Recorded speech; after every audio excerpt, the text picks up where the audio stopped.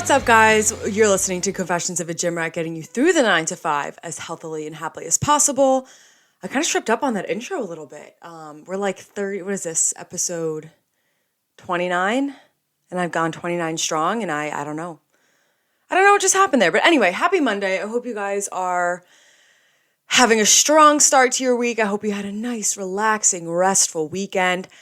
I feel like last week, a lot of things, not necessarily, I guess a lot of things happened, but yeah, no, let's just leave it at that. A lot of things happened. So last week kicked off, I'm trying to think, Monday with the Bachelor finale. And I put it on my story. I was like, do you guys want me to talk about this? Do you guys not want me to talk about this? And then I said to myself, you know what? This is your podcast and you have opinions on it. So if people don't want to listen, they can fast forward through it. But this is only my first time watching technically The Bachelor. The first season of the Bachelor franchise that I watched was last season's The Bachelorettes with Gabby and Rachel. And then like how they get you in is like they make you care about the characters or the contestants, and then somebody becomes the next Bachelor. So I liked Zach. I did. I thought that he wasn't a good fit for Rachel, but Rachel did him dirty. And like I was like, he doesn't deserve this. So when I heard he was going to be the Bachelor, I was like, all right, I got to watch. I'm invested in Zach. I care about Zach now. I got to watch. Everyone said that he was a really boring Bachelor. I didn't find the season to be that boring. I really didn't. There wasn't like an extraordinary amount of drama. I don't think that he wasn't like a disrespectful person either. So I guess that's what made it boring, was he really was there for love. And that was it. Nothing was going to get in his way. I do think that through the course of the season, there was a little, like, do we need to bring Sean Lowe in all the time? No. Do we need to have Zach showering every single opening credit? No, we don't. But I thought he was a nice guy. Yes, he did do some slip-ups, which I want to talk about. But who doesn't? You know, not excusing him, but who doesn't? So I was very invested in his journey, and I really didn't know who he was going to pick. When it came down to Gabby and Katie, it was tough. I liked both of them. I feel like I was drawn a little bit more to Gabby just because she cracked me up from night one. She came out of the freaking limo with a bottle of maple syrup because she's from Vermont. And then afterwards was like, what the fuck is wrong with me? Like, why did I think that was going to be a good idea? And she was just so real, like hilarious the whole time. I thought that her date in, London, was just so cute. And she cracked me up. She was a sweet girl. Her family, super nice. But Katie's also a very sweet girl. I don't know. I connected more with Gabby. So I think in the back of my mind, I was hoping he was going to pick Gabby. And he didn't. And honestly, my heart kind of broke for her because we all know that feeling. And it's tough when you go through, she came on The Bachelor because she was like, I've had bad experiences with relationships. Like, she struggles with feeling important and feeling chosen. And it's just like, yes, Zach didn't choose you. You weren't Zach's number one. But it's very hard for a hurt person in the moment to put themselves into perspective and be like, okay, it's just this guy. Because to her, it's like, why does nobody choose me? Like, why am I this old and I can't find anyone? So it was really sad to see. And I thought that it was really sad when she came on the live show and was like, no, I'm still hurt. I actually think I'm more hurt now than I was before. That broke my heart. It did. And I feel like Zach shouldn't have broke up with her on the beach. Like, there was no point in making her come to the proposal when she knew what was going to happen. And I think that she's very strong for the way that she handled it. And she was very graceful on camera. And I feel so bad for her. But at the same time, I'm happy for him and Katie because I liked Katie and I think that they're happy together. But I feel like I shouldn't feel happy because I feel bad for Gabby. But then I'm like, well, that's not fair to Katie. I should feel happy for Katie. And I don't know. My head's all a mess. I think that I will feel better about it once I know that Gabby has found a well-deserving man And I want to be happy for Zach. And the two of them are so cute. I'm just like, this fucking sucks. Like, this sucks for Gabby. And it sucks that, like, they all had to post things throughout the season, like clips from them, and like everyone had to do it so it wouldn't give anything away. But it's just gotta suck for her to go through that whole watch knowing what happened, like reliving it all again, not knowing that they shared an intimate moment that he said was going to be kept between the two of them, and he told literally everyone. I feel bad for her, She came on the stage and was embarrassed.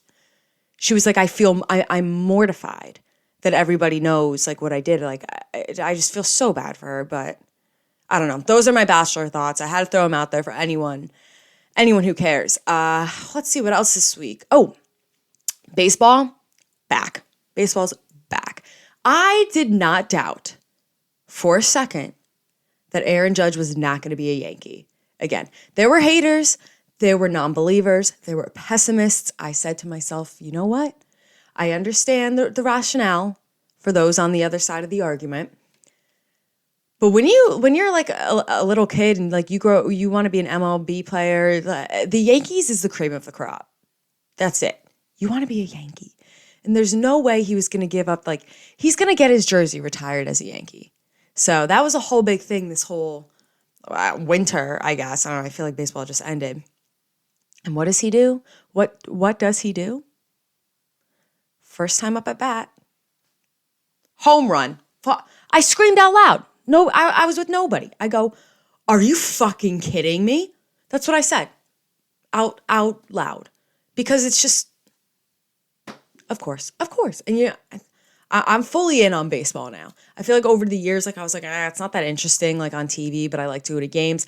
I'm locked in. I'm fully in. I'm committed. Can I watch every game in a series? Probably not, because there's many. They're long and I have things to do. But I'm locked in, excited for baseball season. Let's see. I wrote down some stuff. Oh, you know what? Literally last week, I sat here in front of my microphone and said to you guys, I would kill to see Joe Jonas DJ. I would love to know how I could see Joe Jonas DJ. What does he do this week? He DJs in New York and doesn't disclose the address.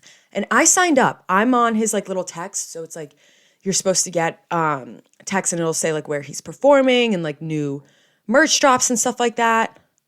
How do you find out where he's performing? Because on his Instagram, it was just like, oh, New York City, 10 p.m.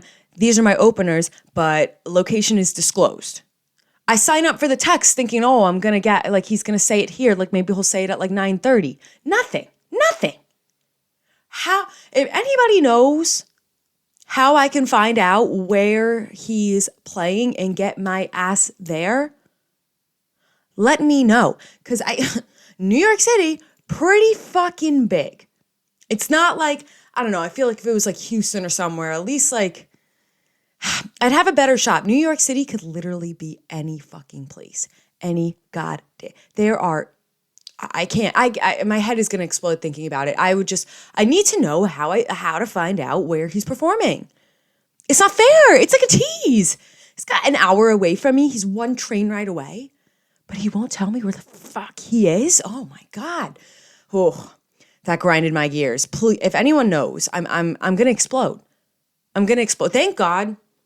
I think what really would have done it for me is if I saw somebody on like Snapchat post that they were there. I think that would have been like the last straw. That would have been my tipping point for me. So that happened literally yesterday. What else went on? Oh, I got some new 1UP stuff, and I don't think I can share it with you yet, which I'm kind of sad about. So I'll wait, I guess, another week, but I'm very excited about what I have to share with you guys. So keep posted on their page. Like, keep looking on their page, because they're probably going to announce it sometime this week, but you're going to want to get your hands on some of these. But it is officially April. It is my birthday month. I'm hyped. I'm hyped, but not hyped. I feel like my birthday scares me a little bit. One, because I don't know. I'm starting to get to the point where birthdays aren't that fun anymore. It's like, do I want to keep going up in my 20s? Like, no, I want to stay right where I am. Two, last year, okay, I say last year I had a really good birthday. I did. And I did the year before too, but I just feel like birthdays are a time that I really see like who cares about me and who doesn't. And it's always disappointing finding out like who doesn't show out for you. You know, like who doesn't actually give a shit.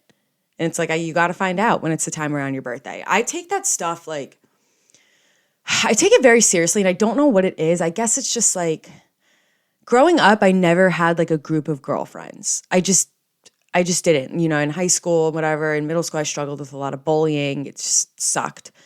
And I don't have like that close knit of like lifetime friends. I have great friends, but they're all over the place, you know?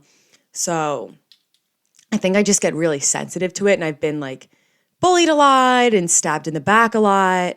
So I get like very sensitive to that kind of stuff. And it's hard on social media too, growing up with social media, seeing how other people celebrate their birthdays and how like people treat them. And then it's just, I don't know, I always get disappointed. Like, I'm trying to think of an example. I don't know. Like, you know, it's like, oh, I'm reaching out to people like, oh, you want to come to like, you want to come out for my birthday, blah, blah, blah, blah, blah.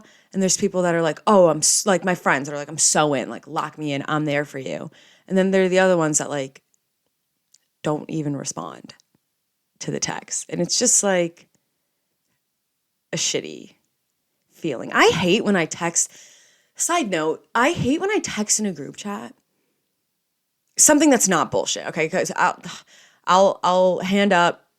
A lot of the times I'm saying bullshit things that nobody needs to answer. I'm just like, I got to get this out of my mouth. But when I ask a question or like propose an idea and nobody answers, it fucking hurts. Like I take it personally. I don't know about you guys. Like, and I don't think I'm being too sensitive about it because it's like, listen, you don't want to hang, like just say you're busy, like say whatever. But for me to like say something and people don't answer, I get very like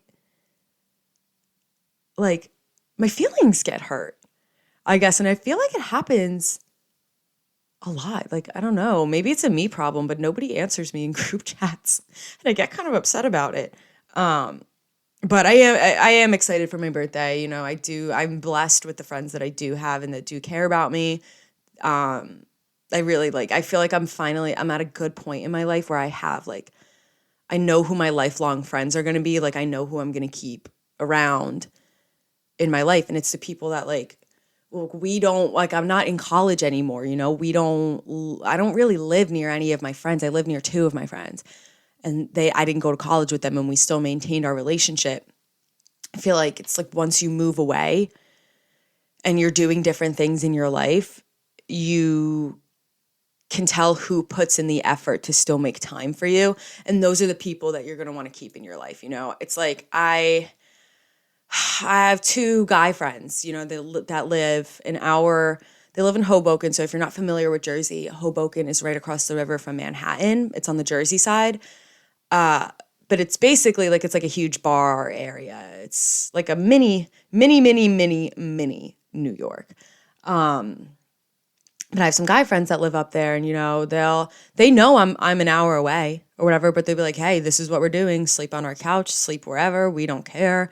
But I'm always included, you know? And I have friends, you know, one of my really good girlfriends, we're at two totally separate periods in our life. I live here. She lives in Philly. Like, she's going to go to law school. I'm done with school. I'm doing my stuff. But we still talk to each other, make time for each other. And those are the people that, like, I know genuinely care about me. Because it's like, okay, we might not be able to see each other all the time. Or, like, we don't live physically close to each other.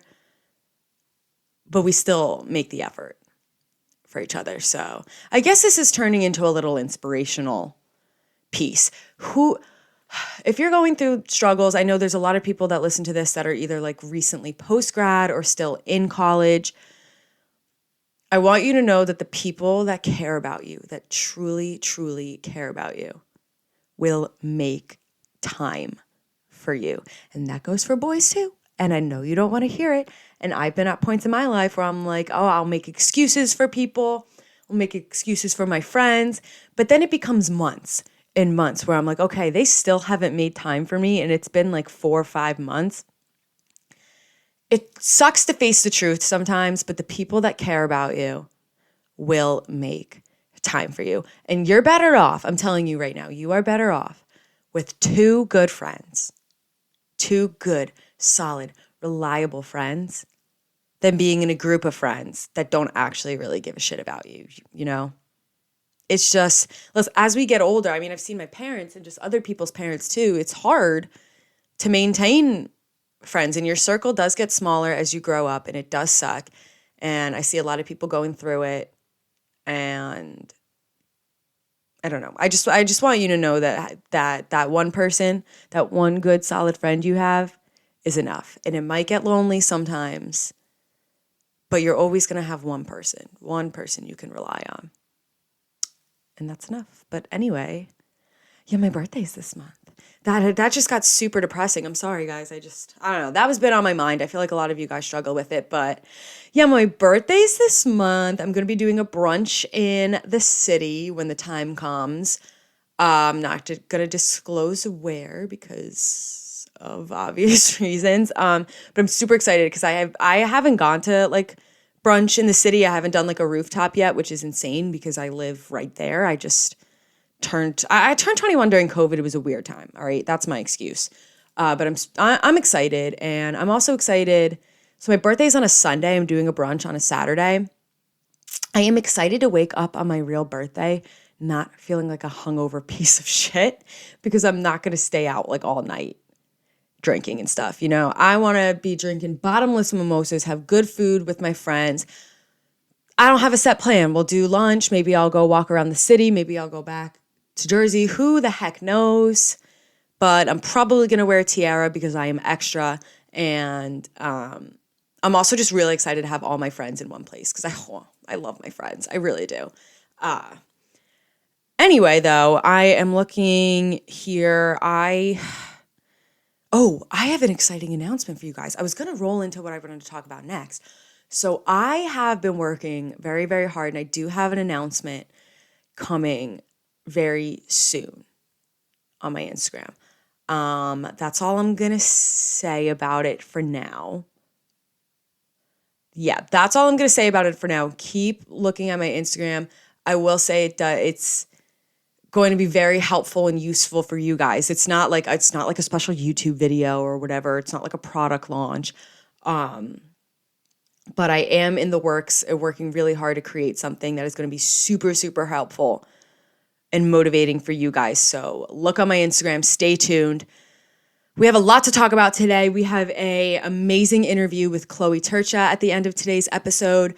I'm going to be talking a lot about, or I wanted to take the main segment today and talk a lot about coaches and playing sports as a kid and how it probably has affected your life today.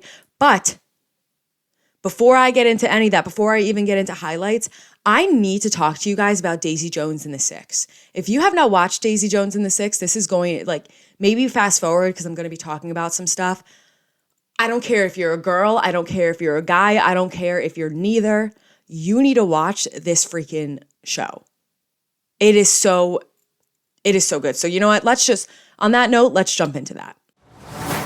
I feel like I've fallen into this pattern. I don't know when it started or why I do this, but whenever I see something is so popular, like when Outer Banks first came out, I was like, oh my God, so mainstream. Like, I don't want to watch this right now. Like, I'm not going to be like every other person watching this mainstream show.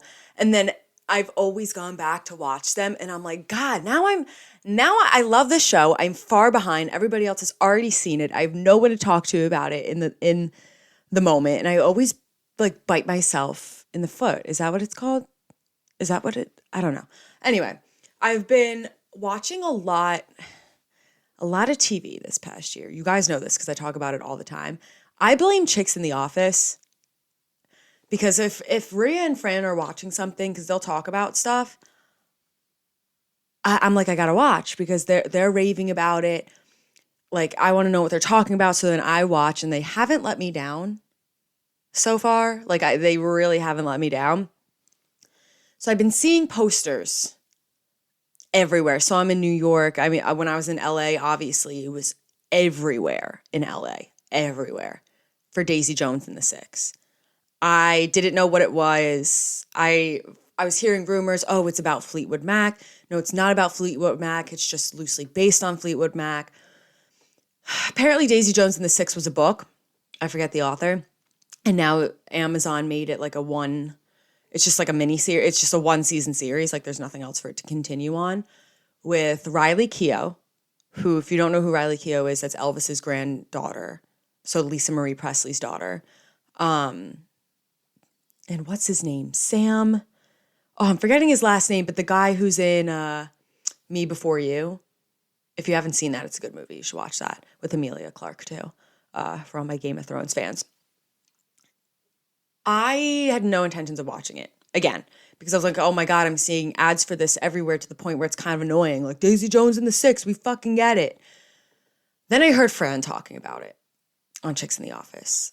And the way that she was describing it, I was like, I guess I will turn on one episode and I'll see if I like it. And if I don't like it, then I will turn it off. It's a really fucking good show. That's what I have to say. It is a really fucking good show. Wow. I got to read the book. And the thing is, I've heard that things are a little bit different in the book than the show. I'm kind of happy that I watched the show first because now at least I can go back in the book and I can have like the characters' images in my head. I feel like it's always better when you watch whatever before reading the book because then otherwise you're going to be disappointed and be like, oh, they did this different, blah, blah, blah. It is, I'll give you the loose like overview. It's fake. So it's just all fake, but it's set up like a documentary, as if it's a real band talking about how they became a band, their history as a band 20 years later. I think in the book it's like 40 years later or something, but that would have been like way too hard for that. They would have had to recast. So it really, like, you kind of forget, like, oh, this is not a real band. These are just actors. But they sit down like a documentary. They're a rock band in the 70s. Basically, it's this band called The Six, lead singer Billy, his brother, some other guys from Pittsburgh, this girl Karen that they pick up along the way. And they end up partnering with a song with Daisy Jones because their record label dude, whatever they're called, like really pushes it for them. It ends up being a hit, blah, blah, blah. They're basically like the Fleetwood Mac of this fake universe, like extremely popular, cover of Rolling Stone. It is, you really do forget that they're not a real band. Riley Keough, I wouldn't doubt, I wouldn't doubt for a second that girl has pipes. Sam, whatever his last name is, I gotta look up his last name. Otherwise, this is like, it's just gonna be disrespectful to him. Daisy Jones and the Six cast. Sam Claflin. Yeah, Sam Claflin. I didn't know that guy had pipes. I always think it's amazing when an actor can just like they just whip out a song and you're like, where the hell did that come from? Like Bradley Cooper in A Star Is Born. We all knew Lady Gaga could fucking sing, but Bradley Cooper held his own. And it's like, did anyone know that he could do that all this time? Like Zac Efron's another one, but he kind of started out that way. The dynamic between all of the characters is just insane. It's like it's one of those shows I really do feel like attached to the characters. It's like, oh, I want Billy and what's her name? Why am I forgetting everyone's names now? I gotta look. Camilla. Yeah. I want Billy and Camilla to be together, but Billy and Daisy, but like Daisy's so selfish and Billy's this and that and that. It has gone, it's one of those shows that you think you know where it's going, and then they're like, psych, never mind. It was like episode 2 or 3, and this is a spoiler. So again, if you don't want spoilers, just fast forward to the next section of this podcast. It was like episode 2 or 3 where Billy's like, he needs to go to rehab because he's on his first tour and he's just doing so many drugs and cheating on his wife. And then he pulls his shit together and is good for the rest of the show. Not the direction that I thought it was going in. Not the direction I thought it was going in at all. But they get you, and then they're like, nope, nope. Switch it up. Switch it up on you. And I like that. It keeps me on my toes. I don't like a predictable show, you know? Also, I can imagine, because obviously I would never have this feeling myself, I can imagine that Riley Keough felt immense pressure, especially with this releasing the year that her mother passed away, which is just tragic. I can imagine that she felt immense pressure releasing a work of art, a TV show where she was going to be singing, with it being out there that she is Elvis's granddaughter. You know, I can't imagine the pressure that she must have felt and the pressure that was on her, where if people heard, oh, Riley Keough is going to be Daisy Jones, she better be fucking good if this is Elvis's granddaughter. She's amazing. She's amazing. Her voice is strong, powerful. She's got great range, and it's different. I love, like, there's something different about her voice where you can't replicate it. You know, it's like, it's not soft, but it's not like raspy either. She's so good. And the songs are really good. It's like, I always cringe too. Like, I don't know, it's just a personal thing. Like, I'm like, oh, I don't want to sit here and listen to the movie soundtrack or whatever. It's really fucking good, dude. The songs, especially if you like classic 70s rock and roll, this is it. The songs are so good. And they don't make it like that anymore, except they do. Because they're doing it right now. I looked, and I think the people that helped write the songs, I know Phoebe Bridgers was one of them. Wait, let me look, because I had it up before. Phoebe Bridgers, Marcus Mumford, and Jackson Browne. Okay, rock icon Jackson Browne, yeah. Helped create these songs. It is just like, they're really freaking good. And I love that style of music, and like, I don't know. You just don't see it like that anymore. So I know that there's been a lot of questions like, oh my God, are these people actually going to go on tour? Because they're not a real band, yet they sound so good together. Their songs are great.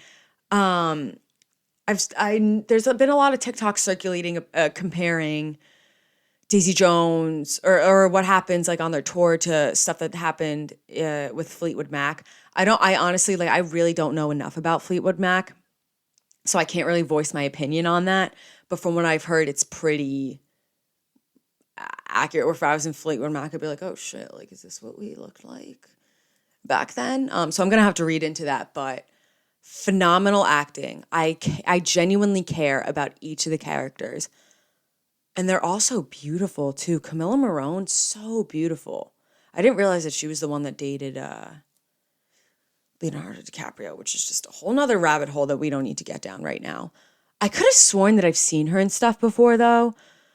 And I looked up like her IMDb, and there's nothing on there. So I don't know. I guess I've just seen her from dating Leonardo DiCaprio for 5 years. It is very good. I think I'm going to be on episode 9, so I'm not completely done yet. I'm itching to read the book. Like, it's one of those where, like, I wish that there was another book out, because I don't want it to end. Like, it was, oh my God, it's just so good. You gotta watch. If you're like me and you're one of those people that's like, ugh, it's too, like, they're publicizing it everywhere. They're advertising it everywhere. Like, I'm so sick of seeing posters for Daisy Jones and the Six. I don't want to watch Daisy Jones and the Six. You're fucking wrong. You're doing yourself a disservice. It's 10 episodes. It's not that bad. Especially if you like music. If you like good, real music, turn that shit on and let me know your thoughts. Let's talk some highlights for the week. My health and fitness related highlight easily. I did leg day, or quad day, I should say, this week with my friend Marissa, and I was sore for days. It is always nice getting through like those hard days.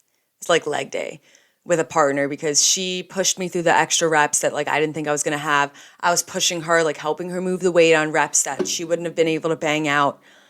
otherwise. And it kind of just takes the pain a little bit. But I don't want to talk too much about that because I did put up a mini vlog. So if you want to see the full workout, it is up on YouTube. So you can watch it on YouTube. My non-health and fitness related. Oh, you know what my non-health and fitness related highlight was? This is so simple. I got a cookie from Crumble this week. And I don't get those very often simply because I'm too lazy to go. And they are just so good.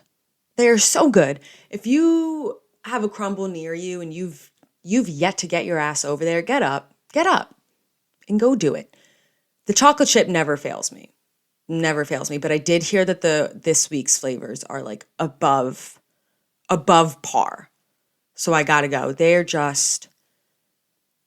They're like crispy on the outside, gooey on the inside. They're expensive, but worth it. Worth it. And you deserve it, you know? Here, I'm a health and fitness podcast. I'm going to tell you, go get the freaking Crumble cookie. It's something you need to experience in your life. Go get the Crumble cookie, sit down and watch Daisy Jones and the Six, because that is exactly what I did Friday night. That is exactly what I did. Sat down, started Daisy Jones and the Six, had my Crumble cookie next to me, had my iPad in my hand, doing what I do, playing Candy Crush, and it was a good old time. I highly recommend it. I do. So I got to thinking the other day, it was, I guess, a couple weeks ago after my interview with Tyler. So if you haven't listened to that, by the way, go back and listen to it. It was episode 27, I believe. But something that he said just kind of triggered like a train of thoughts in my head. He was talking about how I asked him, do you work out at night or do you work out in the morning? Are you an after work guy, before work guy? And he said, I work out at night, because he had to get up like every day really early, like in the 4s, to lift during college football, and it just ruined it for him. And like he associates lifting in the morning with those bad days now. And it just got me thinking about like coaches, any coach that you have at any point in your life, especially when we're younger and in high school, and how they can shape what exercise looks like for you in your brain.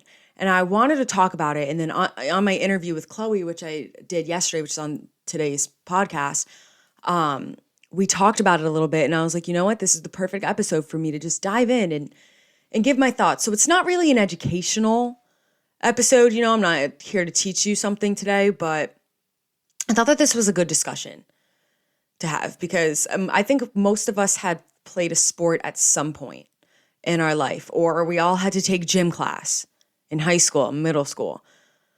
I don't know about you guys, but I've had good coaches and I've had bad coaches, and I've heard horror stories of coaches that make people quit the sport, hate the game that they grew up loving, and people that are the opposite, people that have coaches that have empowered them to do things beyond their sport. I played soccer growing up. Just a little bit of a background. I played soccer from kindergarten up until my junior year of high school. I've had way too many concussions, too many bonks on the old noggin, and I'm not allowed to play semi-contact sports anymore because I could risk some brain damage, and I'd like to keep my head where it is. But anyway, not the point. I also ran track sophomore through senior year of high school, so that was for 3 years. I think part of the reason why I love weightlifting so much right now is because it's all up to me. I've said it to so many people. I just feel so good being able to go to the gym and work out and nobody tells me what to do. I don't have somebody yelling at me. I don't have somebody forcing me to do things that I don't want to do. Do I always encourage you to be trying your hardest and pushing yourself hardest in the gym? Yes, of course. But at the end of the day, nobody's forcing you to do anything. And I really like that. And I think that the reason why that really is an important factor for me, and it's a reason why I don't like group exercise classes. I don't I rather weightlift, and I know some people are the opposite. I don't like group exercise classes, and I think it's because of playing sports competitively for so long in my life and some of the coaches that I've had. It brings back memories of me running laps on the field, thinking I'm going to throw up or something. And I'm I like that if I really start to feel sick or ill and I'm in the gym, I can stop because it's up to me and I'm not in a class or anything. So back on the soccer thing, it's the only really soccer and track, the only two sports I played. So I don't know about other sports, but I'm going to assume some of them are the same. My coaches ever since, like third grade, have always used running as a punishment. I had this so mean coach my freshman year of high school of soccer. She was a straight up bully. She hated me. She made it very obvious that she didn't like me. She told me multiple times through the season, like, you're probably not going to be on this team next year. I'm like, okay, thank you so much. Like, that's really encouraging. She had this sick game she liked to play. And we were, by the way, this was just a freshman team. It's not like varsity. Like, it wasn't that fucking serious. She had this game. I grew up playing, I was a goalie until I think like freshman year, honestly, was the last year that I really was a goalie, because then everybody started to grow and like I just wasn't 5'2.5", not really built for the net, sadly. Although I'm very agile. Not the point. She had this sick game that she liked to play. And it was me and this other girl, the other goalie. We would get in the goal and the girls would practice their PK shots. Here were her rules. If a girl missed a kick, aka the goalie saved it, we all had to run a lap around the field.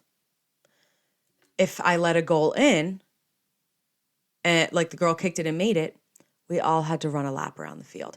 I'm like, first of all, what the fuck does this make sense? If you want to condition us to run, then just have us fucking run.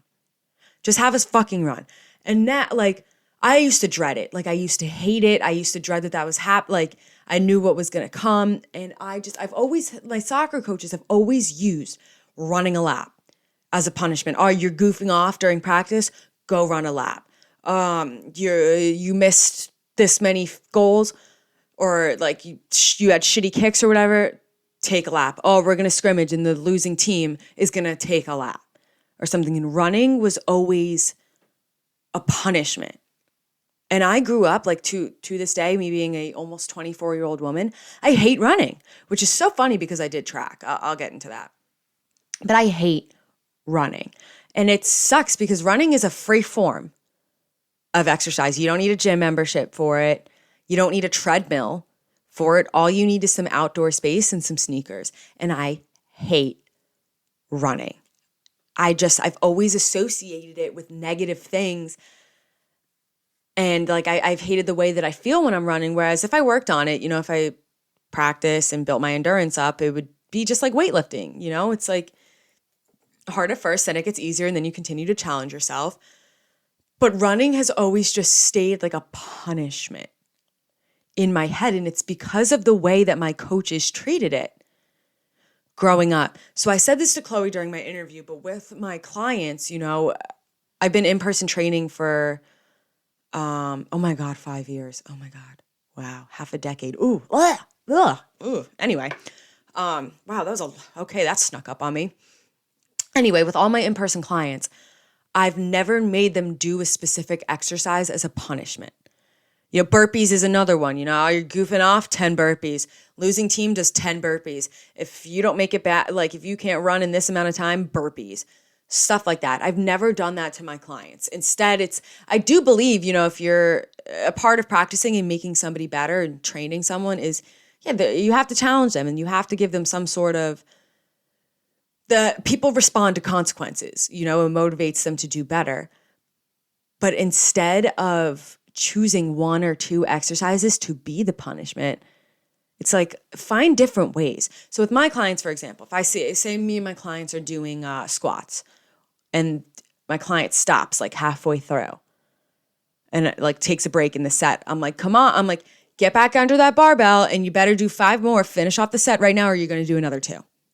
And I'll take that with me for, say we're doing planks or whatever. And she's like, she's slouching her back, not using the correct form. I'm like, you better straighten out that back or you're going to go for an extra 15 seconds, rather than being like, okay, if you take another set during those back squats, you're going to do 10 burpees. Because then I'm associating burpees with a punishment, Whereas if, I make her do a few extra reps, make her go for a little extra time, it's not one specific exercise or one type of exercise that's going to be associated with something negative in her mind. So that's something that I've really, I've really realized that the way that you talk about exercise and the way that you treat exercise, especially to young impressionable people like high schoolers and middle schoolers, will stick with them for the rest of your life. And that's what I was thinking about with Tyler, where he was like, I will not get up early and lift. Can I get up early? Sure, but it just takes me back to those days. I know so many college athletes. One of my friends, Jonathan Lewis, he was on one of my earlier episodes, said he went through a period after stopping playing college football where he didn't go to the gym at all because he was so burnt out from everything that he had done. And that sucks. And it makes me sad that it takes one coach or one period of your life to just ruin exercise as a whole for you. And I don't think enough coaches realize that. And I think that that's a really big separator in what makes a good coach and what makes a bad coach. And the same thing happened, when I was in track. Track's a little bit different just because the only thing you do is run. So yes, we would have running based punishments, but there wasn't anything else. For soccer, it could have been not if you're goofing off or whatever, you're going to stay on here for an extra 5 minutes while the other people get a water break or something like that. With track, it's the only activity you're doing is running, basically. But my coach is, same way, same type of punishment. It's just, I think what stood out to me about my high school coaches is I had good coaches and bad coaches. There was 3 of them. There was, the long distance coach I didn't really work with. I just talked to him more for mentor stuff and life advice. I had my head coach, who was also the sprinter coach, because I did sprints and hurdles. And then we had the specialist coach, who was hurdles, long jump, high jump, all that kind of stuff. I went through high school, or at least the second half of high school, with such a bad perception of myself. And a huge part of the reason was the way that my coach treated me. My head coach, not my specialist coach. I'll get into him when I talk about what a good coach is, because is just an outstanding person. My head coach took my self-esteem for what it already was being a teenage girl, stepped on it, and dug his heel right into it until there was nothing left. He had absolutely no faith in me. And to this day, seeing how far I've come and what I look like and stuff, I'm like, if he could see me now, and I'm 24, I should not be thinking about the coach I had when I was 18 anymore. But he scorned me in such a way that I think if he could look at me now, he better fucking apologize. Seriously. This coach, I worked my ass off because he wouldn't put me in events. He'd swap me out and stuff like that. And I'd have to I'd have to prove myself. He wouldn't even watch me. He wouldn't watch me practice. So I'm like, how do you know how I can perform? Because you don't pay a single bit of attention to me. You care about your favorites and that's it. No, I'm not going to be an all-star runner. I don't want to run in college, but that doesn't mean I'm any less important than the other performers on this team. You know what I mean? He was one of those coaches. Oh, if you're not breaking records and if you're not winning state titles, I don't give a fuck about you. So I worked my ass off for my varsity letter my junior year. I really wanted my varsity letter. That was a goal that me and my helpful coach worked on.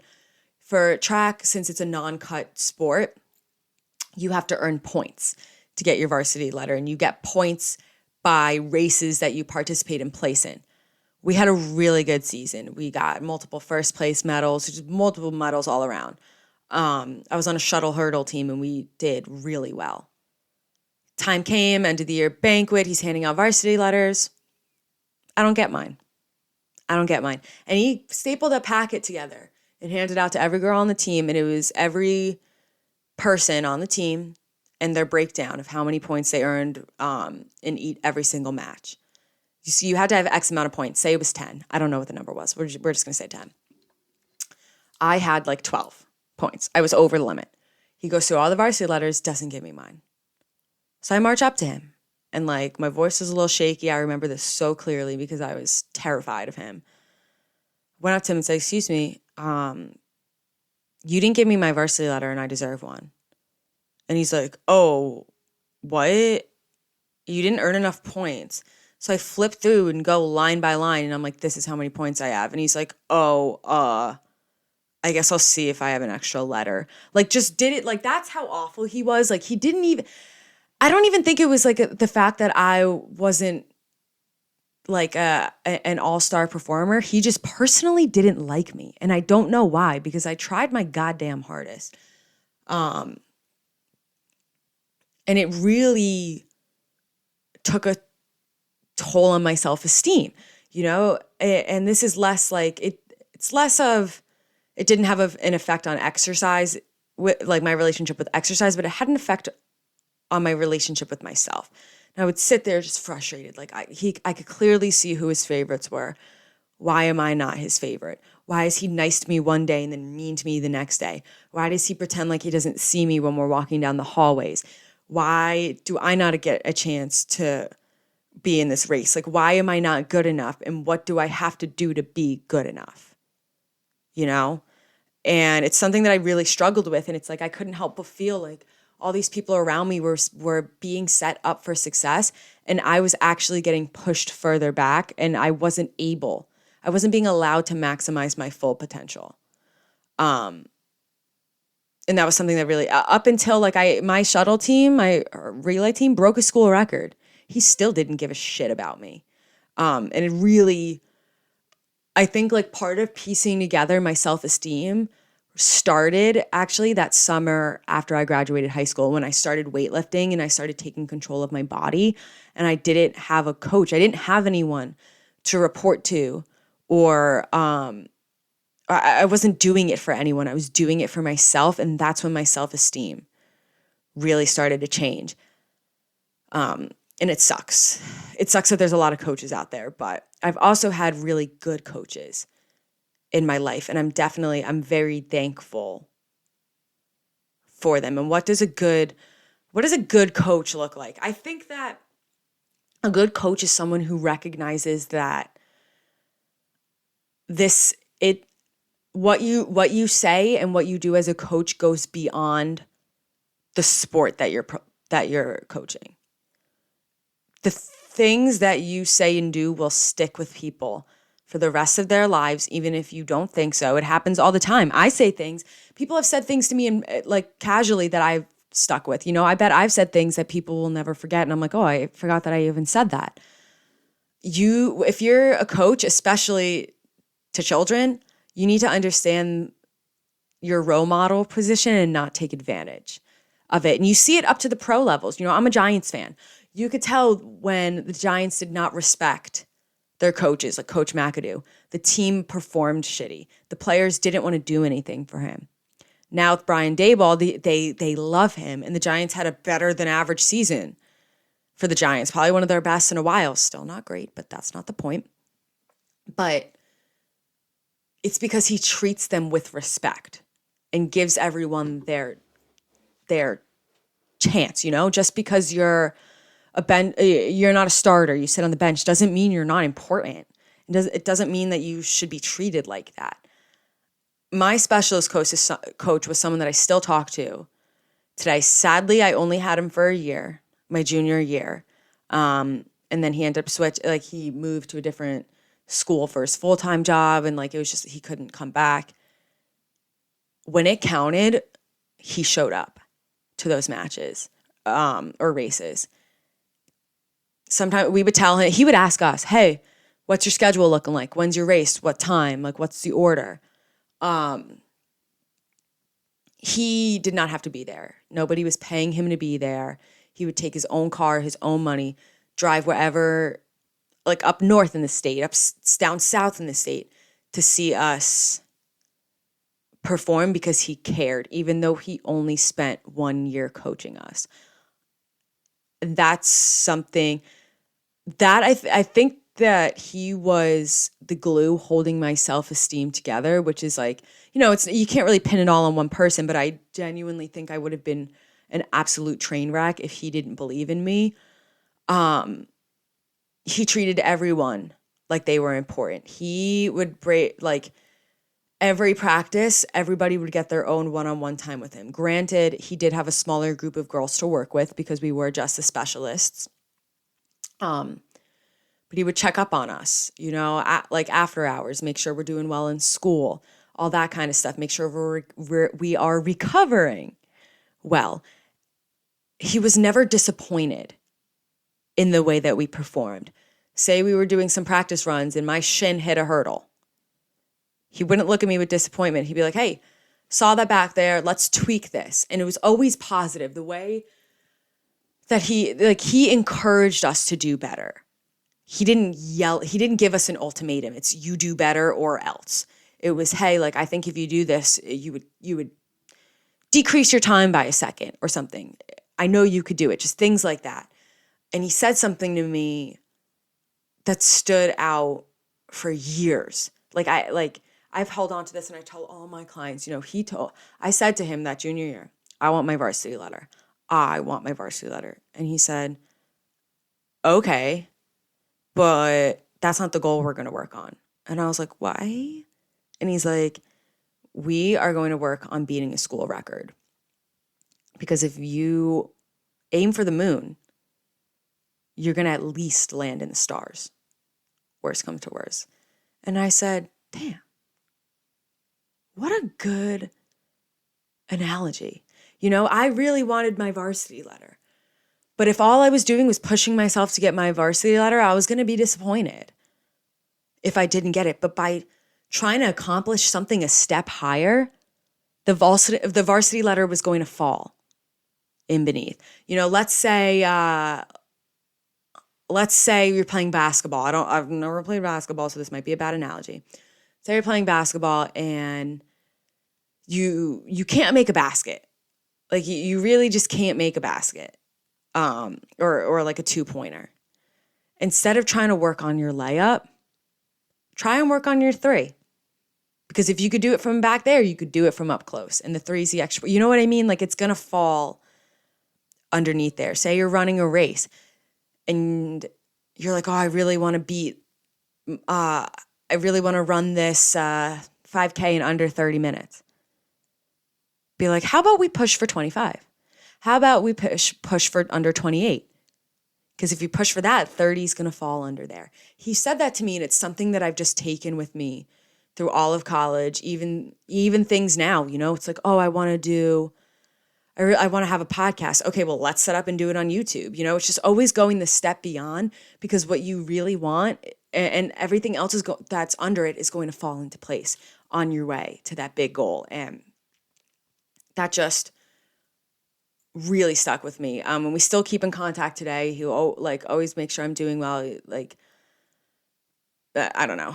I guess that's all I have to say about that. But if you are a coach, I hope that made some things click in your mind. And if you have had negative experiences like that and you associate some forms of exercise with something negative, like a punishment, I think it's really important to recognize, hey, you're an adult now. You're not on a team anymore. Everything is up to you. Find the type of exercise that you enjoy. I hate running. I've just always had a bad association with it. But I love weightlifting. You might be the opposite. You burned yourself out weightlifting in high school and your coach made you do X, Y, and Z. Maybe you take some sort of a class or you get really into yoga. It sucks that a coach can really have a strong effect on you, but it's also kind of what they're there for. They are supposed to be mentors. Unfortunately, not all of them are great. But at the end of the day, there are so many different ways to move your body. Just find what works for you. And as you become older, you realize like you're in charge of yourself. You don't owe anyone anything except for you.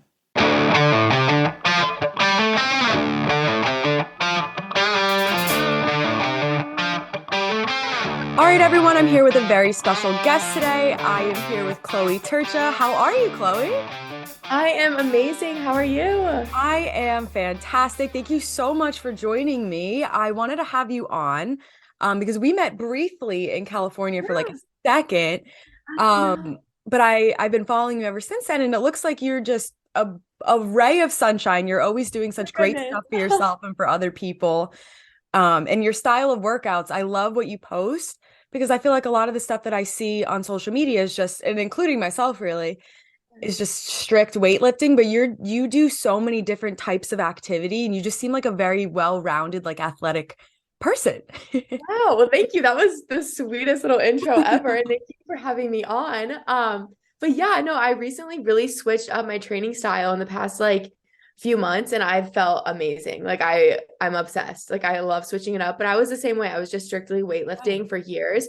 And I just kind of had like I don't know what came over me, but I just wanted to change. I wanted to switch it up and I'm loving the variety. It's so fun. It does look like a lot of fun. So, did you play any sports or anything growing up? Like, what led you into this whole weightlifting, Fitness world. athletic Yeah. fitness world? I was an athlete my whole life. So I feel like I kind of played everything, when you're younger, your parents kind of throw you into every sport ever. But then I actually was a competitive like all-star cheerleader, which a lot of people don't know what it is. It's kind of like a cross between gymnastics and like cheerleading. It's nothing like high school cheerleading. Right. It's really hard to explain, but it's very competitive. It was like I would say similar to the training style of a gymnast. Like you've practiced a lot, like long hours, all that kind of stuff. And that really, I think, gave me the mentality for like fitness and kind of the process and the progress and like the hard work, all of that. And it really matured me really quickly. So I did that for years, like from like third grade to about Right. high school. And then I ran track, and that was kind of how I really got into actually learning about like nutrition and recovery and all of that. Track was definitely my focus in high school. I trained with like a specialty like group on the side, and my trainer, like he changed my life. I credit him to a lot. And it's funny because in the time, I don't think I realized it, but now like looking back and reflecting on that, I'm like, that was definitely like the pivotal point in being just like an athlete and kind of just doing what you're told. And then he was more so like, here are the tools and the things you need to do, but like it's on you to kind of do it. Uh-huh. And I just like totally like everything he said, I was like absorbing and doing, and I saw so many results. And I think I really fell in love with just the process of all of it. And so I think that's kind of what stuck because even my like physique was changing throughout like the different like way I was eating now. Cause I used to be like girl who like would eat a Pop Tart for breakfast every single Yeah, day, me too. and like whatever. And then I was like, oh my gosh, I just like kind of flipped a switch and I was like actually focused on eating like nutrient dense foods and prioritizing all of that. And yeah, my physique changed, my times were dropping in track, which is obviously the goal. Mhm. So yeah, that was I think the most influential part of it. And then I think it just carried on because I didn't run track in college or anything. So because I would like weight lift the days I wasn't like training for like running and stuff. And so I kind of also realized I was like naturally good at like lifting, I'm like naturally built just stronger, like my physique and I'm just that's how I am. So I fell in love with that just because I was kind of good at it. Like I was in high school, I was literally breaking records for like lifting weights, and I was like, That's wait, what? Like awesome. You should I'm have done strong. field events then. I went to a small high school, so it wasn't anything like crazy, but I really didn't know what I was doing. And I was like, okay, I'm this strong without really knowing anything. So yeah, that's kind of long story, but that's kind of what got me into fitness. That's awesome. So I also ran track in high school and I did not start weightlifting until I would say like the end of high school. Like things were slowing down. Like my last track Yeah. season was coming up and I was like, okay, where do we go from here?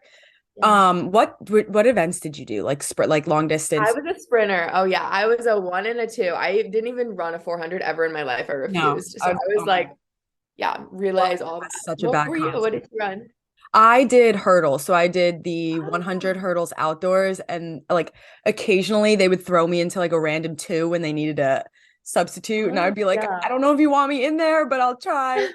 Um, but now that I'm like into weightlifting and like obviously my strength has grown over time, I kind of look back. I don't know if you've ever got this feeling, but I'm like, damn, if I pushed myself in the gym like I Oh, did now, I could have been awesome at like javelin or like some field events. I I know. No, I think about the same thing. And too, I'm like, if I would have like known about like even supplements and that kind of stuff and just Yeah. all of the stuff I know now, I'm like, I could have been like so much stronger. And yeah, no, it's hilarious because I'm like, I didn't even know what pre-workout was in high No. school. And then all of a sudden I'm like, wait, that could have been real nice before like, a super hard workout or all of that kind of stuff. But yeah, no, I have exact same thoughts. I know. I think about that all the time and I'm like, you know what? It's a long closed chapter. So we'll Right, exactly. I'm like, yeah. So I wanted to, this was actually something that I was going to talk about on like future episodes. So I'm really glad that you brought it up. You said that you had a coach, like a specialty coach that was such a huge influence on your life. And I have been reflecting a lot about how like coaches that I've had and coaches can really make or break, like oh not even yeah. just a sport, but exercise in general for a Mhm. person. Like you, I know people who have just had such bad coaches that they quit a sport, like, Mhm. and then they never want to touch, or people who've played college sports and then they're like, I'm so burnt out, I don't want to exercise ever again. Yeah. So what did you like, what stood out about this coach? Like what made it him or her a good coach? He just genuinely like loved and cared for us. Like he would do absolutely anything. And he would like write out like if we ever okay, the one thing I think that stood out initially too is like when you didn't have to like get accepted into it, but it was like when I like it was like a referral thing. Like a girl on my team was training with him and she was like obviously making a ton of progress and she was like recommending him.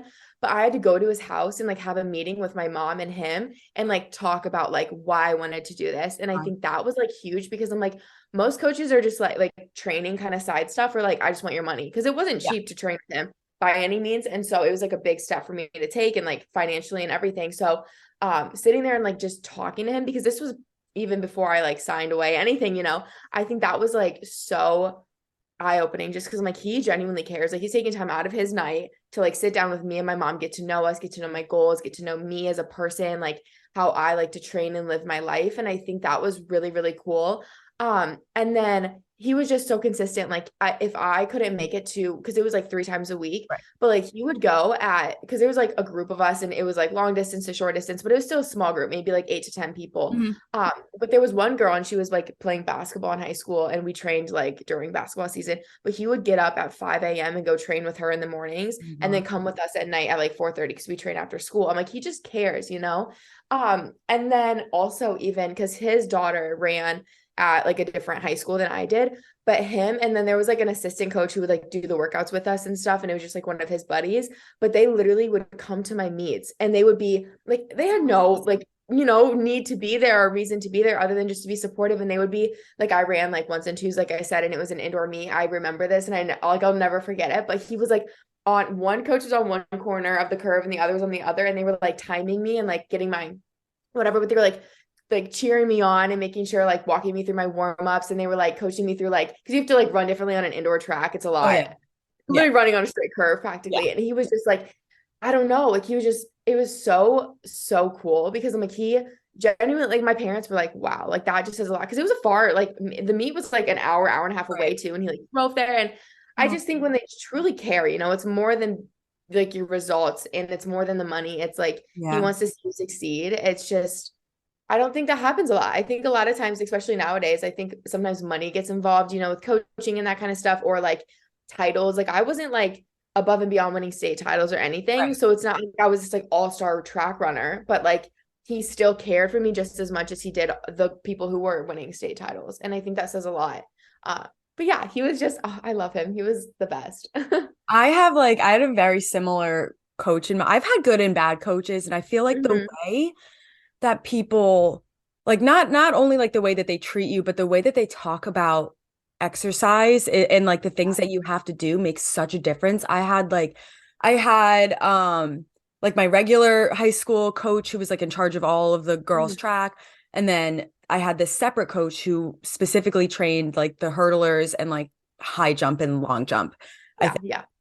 and that coach, like we had such a close relationship. Like I still keep in touch with him. But my Mhm. head coach was all about like punishment, not rewarding almost, where it was Yeah. like, you have to do this in under this amount of time, or you're gonna run like a 400. And it kind of like it just I had soccer coaches like that too, where it puts a negative connotation Yeah. on Yeah. the exercise, where I was like, oh, running, punishment. So now as like an adult, like out of Yeah. college and everything, I don't like to run and I'm not like eager to try it because I just don't associate it with good things in my The head. things that's so true. I've never thought about that, but you're completely right. Like I'm the exact like that was exactly how I viewed running too until recently I started training for a half. But you're so right. Like that is crazy how they and like burpees and stuff like that. It's like Yeah. dropping into 10 push-ups. It's like that was a punishment for me in cheer. Like we'd have to do 20 and 20, 20 push-ups, 20 sit-ups. And I never did that for a long time after. And that's so like, yeah, that's bizarre. But it's so sad because I don't even know if that's their intention, but it really like leaves a mark on people I in don't like a think they negative realize way. it, especially at No. the age that high school coaches are and stuff. I think they forget what it's like to be so young and Yes. And like really how impressionable. impressionable. Yeah.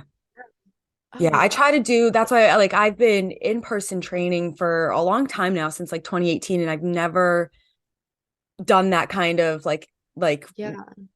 punishment with my clients where it's like, all right, if I see them slacking off or something, I'll be like, let's like you're doing an extra rep or you're going for Yeah. an extra 30 seconds, not like, oh, like you didn't do this right, go do 10 burpees. Cause then when it's time to say like, oh, let's do a hit exercise, let's do burpees, everyone's like, oh, That's like, punishment. no. Right. Oh my Yeah. gosh.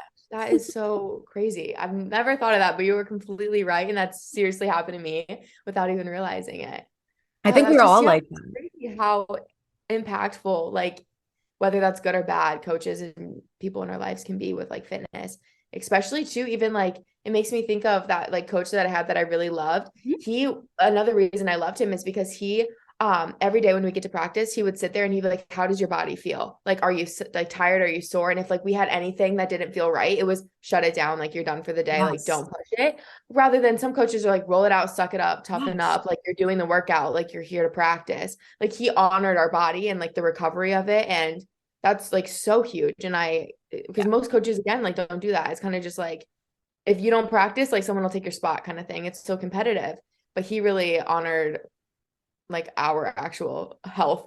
Yeah, I think that that's super important, especially for people in the high school age where it's like everyone in high school is always comparing themselves to Oh, other always. people, and there's going to be always going to be like a better athlete or somebody who has Mm-hmm. the varsity jacket and you don't have the varsity jacket yet or something. And I think that like especially on teams like track where it's like anyone and anyone can Mm-hmm. join, it's really important to have like to not feel like you're just another fish in the sea. Like Yes. everybody is important. And even if they're not going to be the star performer on your team, you need to like nourish them and like give them Yeah. attention because you could have a long lasting effect on the rest of their lives, honestly. Oh, yeah. Seriously. Yeah. A huge impact. It's crazy. Yeah. So what is like a week of working out look like for you? Because I see you doing a bunch of different stuff and you just said Yeah. you've been training for a half marathon, which is Yeah. very cool. Thank you. So yeah, it's been a lot different recently. I used to have like a very strict split, like lifting split when I was just lifting like 6 days a week. Mhm. And then I the reason I switched it up is because I honestly was noticing I just didn't feel like on it like an athlete. Like I didn't feel like agile and like Right. fit. Like I felt strong, but I didn't feel fit. And there's a big difference. And I used to always do hit workouts. Like that's what I started doing kind of outside of high school. Like I would lift, but then I do a hit once or twice a week just because I thought they were so fun. Like I'd Yeah. always do it with a friend and it was always just a good time and really tough, but I felt great after.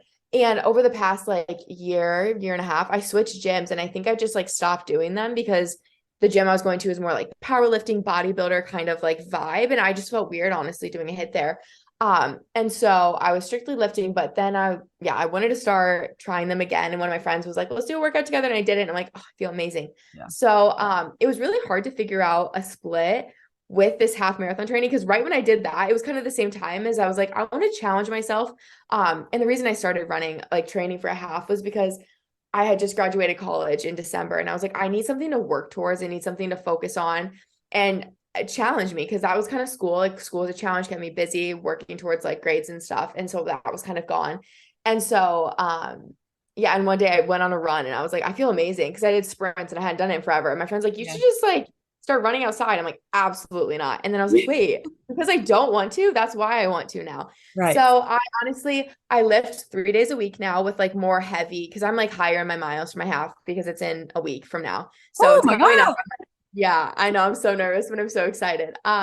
So I pretty much initially I was doing like when I was doing like little miles, like trying to because I couldn't even run a mile and a half barely without cramping up and getting tired, like Same.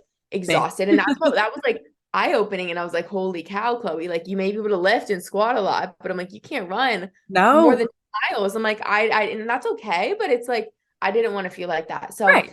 At first, I was doing a hit like once or twice a week with my friend, always once a week. We have like our 5 a.m. Tuesday Oh, mornings. We do a hit workout. It's so fun. He like holds me accountable and it's a blast. And then I lift 3 days a week. And honestly, I kind of just throw in my lifts whenever I listen to my body and I kind of just like honor it. And two, I live in Iowa. And so when I train for my half, I've been running outside because I cannot run on a treadmill. So a lot of it's been based on the weather. So okay. I'm like, okay, when can I get a long run in? Because I do one long run a week and then I try to get two like 3 to 7-ish miles. So that's like my breakdown for my runs. And then I lift 3 days a week and then I do one hit. So it is a lot more cardio, but it's like the reason for me doing this wasn't to like cut down because I feel like a lot of people No, associate obviously cardio with like leaning out, but I'm like, right. that wasn't even like the intention. Like it's really just how I want to move my body. Um, so yeah, there's no like Monday, the only day like I have designated to a specific workout is my Tuesday morning hits. But other than that, sometimes I'll do like a lift and like a short run. But I typically don't do it on days where I hit like legs. Like legs is usually just my designated leg day, and that's what I'll do. And then my long run when I do like 8 to 10 miles, I just run. Okay. But I also, it's kind of funny because I just started doing Hot Works. Have you ever heard of Hot Works? No, what's that? So it's like these infrared sauna based workouts. I literally started it last week, but now I do this as like a recovery after my lifts. Uh-huh. And I'm obsessed with it. And it's like Pilates, there's a bar class, there's like an ISO class. It is the most humbling experience I have ever had. I love stuff like that. My legs are like shaking. Like I can't even like hold them like Pilates moves the whole time. So it's like on like a countdown thing. It's literally just like a little Yeah. screen of like a coach like taking you through like a 45-minute little workout. But it's like so fun because I'm like trying all these new things. And I'm like, if I don't hit my 3 lifts for like exactly in the 7 days, I'm like, I'll just hit legs on Monday if I couldn't do it on Sunday like I Yeah. planned or something like that. But I really think it's helped too. Like not that I ever really had like a negative, I guess, relationship with like exercise, but I feel like I would feel guilty if I wasn't like hitting my splits, Right. exact and like doing all of this. So honestly, I feel like with such a variety, I feel like I can really listen to my body every single day and be like, how do I feel? And like, what do I want to do for the day? Because I'm like, I have so many different options. I could do a hit, I could go on a run, I could do a lift. The only thing I've had to force is kind of the runs just because I'm like building up to be able to run Right. 13 miles. Right. So I've Oh, like had to kind of push through some days, yeah. especially on when I'm like, this is the only nice day of the week I have to run. And I'm Yeah. sometimes I don't want to, Oh. but I feel like I just have a really like free schedule with it. And it's funny because I think my body and my physique has like responded the best ever. Like I feel like the healthiest, I feel the strongest, I feel like I don't know, the most confident in my body. And I feel the most like versatile and agile. Like I was telling my friends, I'm like, it's funny because honestly, training, I'm like, I want to have it as like not like a defense mechanism, but like if there was a situation where I need to like defend myself, I'm strong. Yes. Like I know I'm strong. I can lift a lot of weight, but I'm like, I can also sprint. Like I'm a pretty fast person. But then I'm like, I could run 10 miles away from somebody if I had to. So I feel like so versatile. And I love it because before I'm like, all I had going for me was like my muscles. I'm like, Right. I'll like fight them off or something, but like honestly, I'm not a fighter. So I love that you said that because there has been so many times in my life, and I think the only time I really started picking up running was during COVID, and then the world reopened yeah, and I shut it down. But I've said to myself so many times, you're strong and like that's cool. But if you had to run for your life, you would I do know. very bad. I know that was literally me. I'm like, I can't run more than 2 miles. I'm like, the situation in life, like, I'm probably Yeah. gonna need to run further than 2 miles if I'm like life and death situations. I'm like, God forbid, like I hope I don't ever have to run for my life, but if I Right. did, or like I would be screwed. So I maybe know. I will start running again and you just motivated me. Maybe I'll do that. Starting to warm up. But I want to ask you about the infrared sauna stuff. Yes. So I have like a little infrared light coming to me in the Oh, mail. Like it should be coming any day now. Have you noticed any benefits from it besides like sweating when so you're working out, obviously? yeah, I sweat a ton. I'm like a sweater, but Mhm. and I love this because the infrared saunas, they get hot like a sauna, but not as hot. Like it's only like Okay. 125. So I honestly don't sweat like instantly, Right. but once I'm at the end, I'm like dripping. But my like I've only been doing this for like a week and a half. So I'm like still pretty new Okay. to it, but like my complexion, I feel like is already like noticed a difference. And the girl I was talking to, the girl who signed me up, she was so cute. She's like 50 and she was telling me how she's like been a trainer her whole life. She's done all this stuff. And she goes, I've been doing like hot works, like these infrared saunas for 3 months. She goes, I've never gotten so many questions about my complexion and my skin. And she goes, I'm literally 50. And she goes, my skin's never looked better. And I was like, well, like in the recent, Right, like right, right. 10 years. But I'm like, okay. And I've honestly noticed it too. Like it's helped my skin. So that's the main thing I've noticed, but I feel like I'm so new to it still. I Right. haven't noticed anything else. But I just love like the recovery aspect of it because like I said, I like to lift, I like to do HIIT, I like to run. And all of those are very high intensity, like hard on the body. And I'm really bad at slowing down because I just have this thing. I'm like, I want to be like breathing heavy, like I love struggling to for 8 move. I workouts know. to feel productive. And I'm Yeah. like, this is forcing me to like slow down. And I've really like become it's helped my like muscle mind connection too. I feel like when I'm like in these things, I really can like connect. And that's something I've always struggled with when lifting. Like I've tried so hard and I'm like, I just can't like do it sometimes. But this has really helped with that. And just like stretching overall and stuff. Because when I started running, I was like, oh, we need to start Tighten up stretching. I quick. started doing yoga a few times Yep. a week or like once a week or something in my gym. But yeah, because I'm like very inflexible. So I'm like, I've honestly just like opened my eyes to everything I'm like bad at within fitness because I only was focusing on what I was good at and that was Right. lifting. And I think Right. that's why I just stuck to it for so long.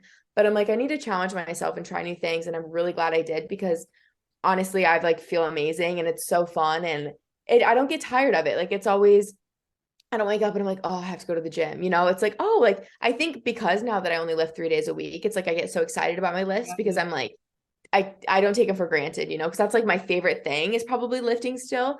But yeah, I don't know. There's nothing better than a runner's high though. I'm not gonna lie. Like it's so funny because I would never like I always like would joke around. I'm like, I'm never gonna run. I'm not a Yeah. runner. Like not me. I'm a sprinter. That's what I always say. I'm like, you will never catch me running more than Right.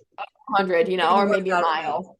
But now I'm like, oh my gosh, 5 miles. Like, let's do it. Like, I love it. It's so fun. And yeah, that like you really, it's like made me tap into a whole nother like level with myself. Like it's kind of therapeutic when you run. Yeah. Um, and yeah, it's hard. And it's not even like the actual running itself. It's like mentally preparing before and then like the recovery after. Like there's just so many different aspects to it that I don't know. I just never even was aware of. And it's been amazing. I love it. I So always say like, and it's the same thing applies for with the rare occasion when I do run. I tell people all the time, you're never gonna leave the gym or you're never gonna finish a workout and say, wow, I feel awful. I really wish I didn't do that. You might be sore, you might be out of breath, but you're mhm. never gonna be like, God, I wish I didn't do that. Yeah, you never regret. I've never regretted going on a run. You're so right, or any workout. But yeah, that's like that's kind of what I have to remind myself of sometimes before the runs. I'm like, think of how amazing you're gonna feel after for the rest of the day. I'm like, you're gonna feel amazing for the next 12 hours, continuing on even like the next days. But I'm like, the like 1 to 2 hours you're gonna be running. Is it tough? Is it hard? Yeah, but like also too, it kind of like makes it forces you to focus on like the positives and the good when you're running. So if you sit there and you think about everything that hurts and you think about how tired you are, it's only gonna make it harder. So it's Yep. like it's seriously completely like affected my mentality and just like my relationship with myself like while exercising. I feel like my threshold with like enduring like tough training is so much higher now and so I feel like running is making me stronger in the gym as well, like lifting Yeah. wise even People just don't because of the realize that. And I've been working on it over the years, just, and I know like some people ask me, oh, why do you do that or whatever? My full body days, which I normally do on the weekend, I've Mhm. always done as like an endurance-based workout Yeah. because I started it a few years ago because I was like, again, you can lift and you can lift Mhm. heavy weights, but like, where's your muscular endurance? Like, I want to be able to do things for a long time Yeah. without Yeah. getting tired. But I also tell people a lot, and I've been trying to like really get this message across on my page, and I need to be, I guess, a little bit better of it because I do mostly just weight lift. Mhm. Um, but I try and spread the word that there are so many different forms of exercise. Yes. And you, like one of my best friends, she's huge into Pure Bar. Like she loves Mhm. bar and like never touches weights. And I'm like, that's totally fine Yeah, because you're whatever works for moving and you you. love it. Hmm. So Exactly. That's what I tell people. I'm like, trial and error. Literally try everything. I'm like, even if you think you don't like it, give it a try. Like, I would have never thought I liked doing like even like you said, like a pure bar. Like I did that at right. Howard yesterday. And I was a dancer when I was little, but like since then I am not like a very Oh, graceful girl. And I was doing these weird little like ballet type moves, but I'm like, I love it. Like I felt so like good and it was something new. And yeah, so I think just trying new stuff and like if you don't like it, like then don't do it. Like don't force yourself. But I think that's what happens with people and their like dread and like negative relationship with exercising is because they're doing things they don't enjoy. It's like there's so many forms. It's like the most important thing, like you said, is just to move your body and yep. just like honor your body and break a little sweat. And you know, like yeah, it's I just wish people would understand. I feel like that the gym is more for like I don't know, your overall well-being, you know? It's like I feel Right. like people just like force themselves like I just need to go do it because that's what everyone says to do, but it's like I don't know, it's so much deeper than that. Like no workout is I mean maybe, but like no workout's really better than another. It like really depends on the person and how you feel and how it like impacts your life. But it's so hard because I feel like when you see things on like social media and you see people doing all these things, it's like, oh, I need to be doing that, or I'm not doing it right, or it's not a good enough workout. And I just don't think that's like true at all. No, But I like that you set that example. I had somebody on like a few months ago on my podcast too that was kind of the same way where she did like a bikini competition at one point and was very like weightlifting, weightlifting, weightlifting. And now she's like, I go like 3 times a week and I do other yeah. things. She rides her bike, she goes hiking, Mhm. she'll do like outdoor like track workouts. And she's like, I feel so happy and Yes. she looks forward to it every day because it goes back to the same thing we were talking about in the beginning. If you have a negative connotation with what you're doing, like you're going to be more resistant to it and you're not Exactly. going to get it done. Exactly. No, that I completely agree. And I completely agree with her situation. Like I used to be at the gym 6 days a week, you know, for like 2 hours at a time. I feel like I lived at the gym. And now I'm like, I don't even know when I'll be at the gym next. You know, it's like, when am I going to do my next lift? I don't know. But it's like, I can just go outside and go on a run. And I Right. think it makes it easier too, like with like traveling and doing other things. It's like, you don't have to rely on your one gym, you know, like if Yeah. I'm gone somewhere, I could go do a little hit workout outside or I could go on a run or I don't know. I just feel like it takes a lot of pressure off of like, working out too and it makes it more fun. Like you could go take a class with your friend and not be like, oh my gosh, I'm missing my lift. Like it's messing on my split. And some people need that structure and routine and consistency, but I feel like for others, like it's okay to like not have a perfect workout regimen. It's the first time I've really been like this since I got like heavily into fitness and on social media. And I was honestly nervous to like switch up my training because I'm like, I don't want people to think that like I don't enjoy lifting or like I don't Right. promote like, you know, doing all that and being like a badass strong girl. It's like I totally love that still, but it's like I've just like found other ways that I enjoy moving my body and it's just like a new phase, I guess, of my like fitness journey, I guess. And like maybe I'll go back to lifting more so like over the winter whenever I want more of like a like steady Can't go outside too. but Yeah. yeah. Yeah. No, I So, think you do a really good job setting a good example well, of thank you. that. No, you do, you do. I feel like we're similar in the sense too, where I always lately in the past year or two, I've been trying so many things that I've said like, okay, I'm gonna try, but never got around to it because I just find that there's like it's very exciting to me to be like a well-rounded athlete. Yeah. Like again, like I Yeah. can lift in the gym, but I've always wanted to snowboard. So I learned Yeah. to snowboard this year. I've always wanted to learn how to surf. So I've learned how to surf. And it's just like there's so many different ways to exercise that like Exactly. you need to kind of unlock it in your brain. Like what am I gonna fall in love with? Yes. Oh, that's so cool. I so wish I could go surf. And I could snowboard in Iowa, but I know you're surfing would far be so away. fun. Uh, have you ever been to Jersey before? Because that's where I am. I a little one time, like a couple years ago, it was for a short little trip with my family, but I like want to get out there more because I love it. Like Yeah, it's so much fun in the summer. I grew up yeah, I need like 20 minutes, 25 minutes from the beach. So I learned how to surf. Like honestly, I learned how to surf a few weeks ago, but it's easy to like rent a board here. So my goal in the summer is like I want to get up before work on Fridays because we have like half days. I want to get my butt to the beach and just practice and like keep learning yeah. because it's also so peaceful being on the beach when Yes. nobody's there. Oh I my God. can't move away Yeah. from the beach. I living in Iowa, man, I'm so jealous. I'm like, I need to like it's like 65 today, and I was literally in my car and the sun was shining, and I was like, you know what? Like I could really like move, you know, somewhere where I'm like, this is more normal. And I know it gets cold there too, but oh my Yeah. gosh, I just like it'd be so fun to be able to go do that. Or like even like I just like love to hike and I'm like, I Yes. can't do any of that kind of stuff in Iowa. And yeah, yeah. Do you have like what are your aspirations, I guess? Because you said you graduated in December, so like is moving out of Iowa I in the cards? I've been really trying to figure it out and go back and forth It takes because a I don't while. think It does. it does. Yeah. And I always told myself because my lease in my apartment right now is up in like the end of June. So I'm like, from when I graduated, it gave me 6 months. And I was like, I'm Uh-huh. just going to kind of live my life and see where it takes me. And because I hate like too early committing because then I feel like I'm like, oh, I don't want to like, I don't know. I'm just scared to commit to like moving away because I'm a homebody. And believe it or not, I do really love Iowa. So it's like I want to like eventually come back here, I say, Yeah. and like raise a family. But I'm like, I feel like maybe if I move away, I'm gonna be like, oh, like, forget Iowa. I don't Yeah. know, but I love Arizona so much. Mhm. It's always been like kind of like the place my family like travels to, and I love hiking and I just love the dry heat, all that. And so I've thought about maybe going out there or going like 50-50, like going back and forth between here and there. But I'm like, I don't know, like I'm really not against moving anywhere. I'm like, if there was an opportunity and it made sense to go somewhere, like I'm absolutely for Yeah. it.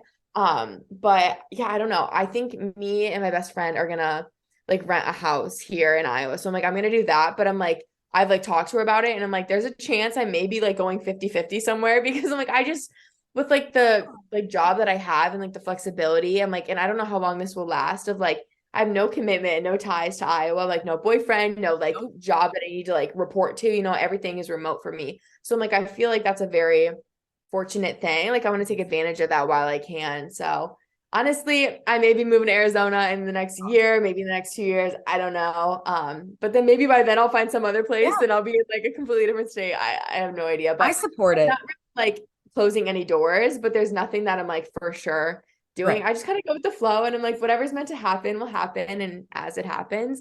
But yeah, That's so such an important part of being in your early 20s too. And like I have like a hybrid job and I'm lucky that I get like a good amount of PTO. I am like kind of trying to push to see if I can get more of a remote position just so mhm. I do have the ability to go wherever. But I've been doing a lot more traveling because I can, like I have the money now and the time to do so. And I've been back and forth a few times now to LA and I'm like, I just really love it here. And I love New Jersey and my family's in New Jersey. And I think it was a great place to grow up. But I would Mhm. love to, I would think I would almost regret it if I didn't spend a year of my life Yeah, just seeing what else is out there. somewhere else. I think it would be so like what's the word? I just feel like I would learn so much about myself, and like you would just really like push yourself out of your comfort zone and like be forced to kind of do things you wouldn't normally do. I just feel like there'd be so much like personal growth in it. And that is too like why I want to do it. Cause I'm like, I don't want to say I lived in Iowa my whole life. I'm like, I I know don't want that's to, how I I mean, feel. especially like, I'm like, it's just so cool. Like we're only young ones and I just think it's like the perfect time. I have nothing keeping me here. So I'm like, I feel like that's a sign, but I yeah. think I say go for it. I think like for me it's like the number one thing holding me back and like not like I'm not packing my bags and leaving tomorrow is my family. Yeah. But I do feel like I would regret it.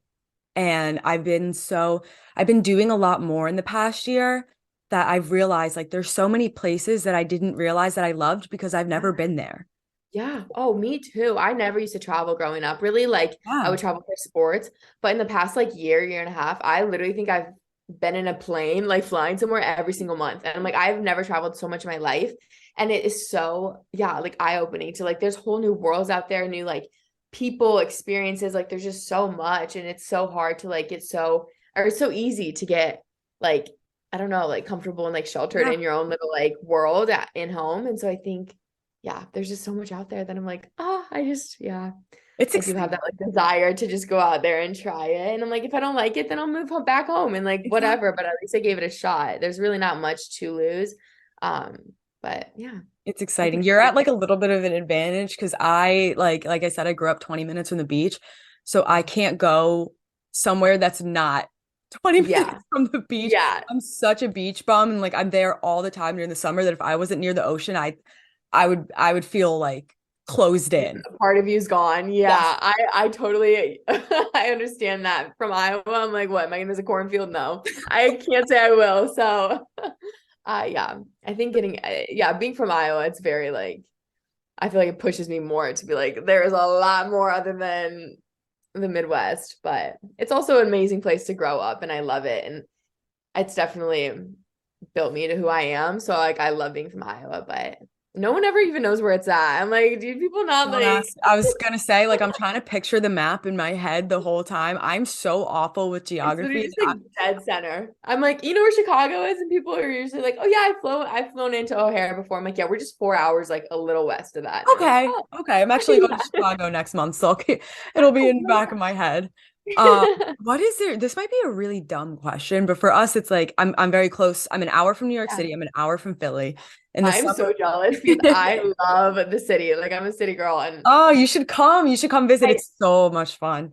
I think I need to because You that it's should. like that's why I loved Jersey because like there's like the beach, but then Yes. there's the city, and I'm like, it's just there's so much up there. I feel like it's like whole new little worlds, but like they're all so close, you know? Yes, It's it's crazy. it's definitely nice how small Jersey is because I am so close to so Mhm. many different things.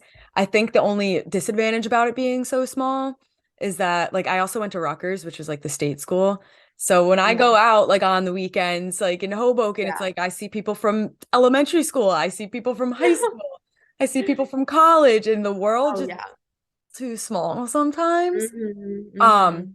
but what do you like? What do you guys do in the summer or like for fun? Like, are you near any major, are there major cities in Iowa? I don't even know. So there's like three like main cities, and I live in like the second biggest city. So it's like people when I say Iowa, I feel like they assume I live on a farm, and I don't. Like I live in like a very like normal like city like vibe. Like honestly, I've been to Houston so many times, and my city's not like Houston, but it's like the neighborhoods and like the life. Like a lot of it's very similar. Like there's not much of a difference, and like there's farm or like farmland in Houston, in Yeah, Texas and Iowa. But so there are big cities. There's just not a lot of them. There's no like big, huge skyscrapers. Like we have our little downtown areas of our like three bigger cities. And I live downtown in my city and I like love it. So I'm like, it gives me a awesome. little more of like a, I don't know, I Fun. can actually enjoy my 20s a little bit, but there's really Yeah. not much going on. But like what we do in like the summer and stuff, Yeah, like if it because gets yeah, we hot don't have outside. like the ocean, it gets super hot and super humid. And Yeah. then in the winters, it gets super freaking cold, like Oh, negative, whatever, so much snow, kind of like yeah, up in the East Coast too. But yeah. we like in the summers I go boating a lot. I go Okay. camping. Or, like we have like little like lakes, or like Oh, rivers and stuff like that. So we don't have the ocean, but like we have like the lake some or the river. bodies of water. I would Oh die yeah, without. I would die oh without. yeah, no, and I love being on the boat. Like I grew up going to like this like little town, and it's like a super super tiny little town, but it's like a river town, and it's so fun. Like my parents have a camper up there, and like all Oh, of our like neighborhood friends have places up there. So that's how like, they spend their weekends, and I'll like pop up there every now and then.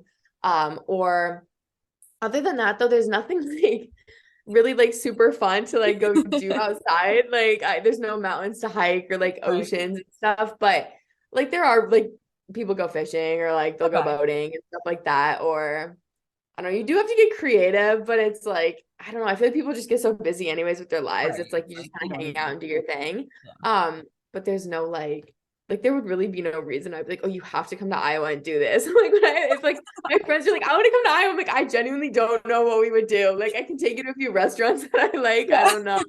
But there's no like monumental thing. It's really just like a easy, like chill, like You laid wanna, back. yeah, if you want to lay low, Yeah. relax. Like when I come home though from traveling, it's like I come home and it's almost like a weight is lifted off my shoulders. Like it's like Right. relieving because it's just like people just kind of like do their thing here. There's no like pressure and like high pace, which Yeah. I like the competitiveness and stuff like that every now and then, but it's like it can be exhausting. Like when I'm like in Texas or I'm in Yeah. like LA or something and I come home, I'm like, oh, like I can breathe and just like focus on me. And yeah, it's a weird dynamic, but I'm like yeah, so the opposite when I've been traveling because I'm from New Jersey and an hour away yeah, from New York City that like going to LA, I was like, oh, I have time.